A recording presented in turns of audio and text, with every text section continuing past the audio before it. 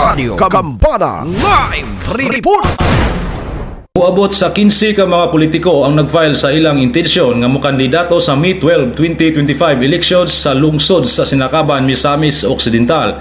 Gipahayag ni Sinakaban Municipal Election Officer Marvin Castillano posibleng magmalinawon ang eleksyon sa lungsod sa Sinakaban sanglit dili kayo daghan ang miatbang sa kasamtangang administrasyon nga magpapili pag-usab sa samang posisyon. Nasayran nga moabot sa kapin 15,000 ang registered voters sa nasangpit nga lungsod ug posibleng madugang pa ang laing 500 applicants human sa gipahigayong registration board hearings kagahapon Oktubre 14 kasamtangang tuig.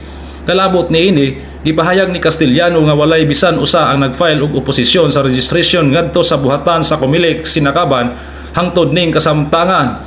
Matud ni Castillano nga gisugdan na usab sa ilang buhatan ang pagtuman sa uban pang mga aktibidad nga kabahin sa preparasyon sa umaabot nga eleksyon.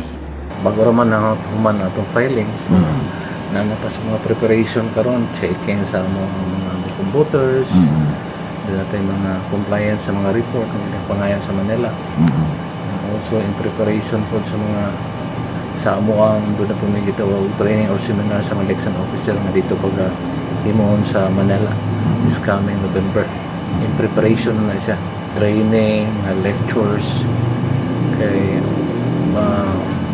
next year magsugod naman po ang atong training sa atong member sa electoral board, atong tanan poll workers undergo mo na sila train before na mo na sila isalang sa pagkandak sa atong umabot na national local elections karon May 12, 2025. Alang sa DXDD Radyo Kampana, ang radyo sa simbahan. Ako si Double D 9 Noel Urinyo, Danag sa Dakbayan. Radio Kagambana Live Report.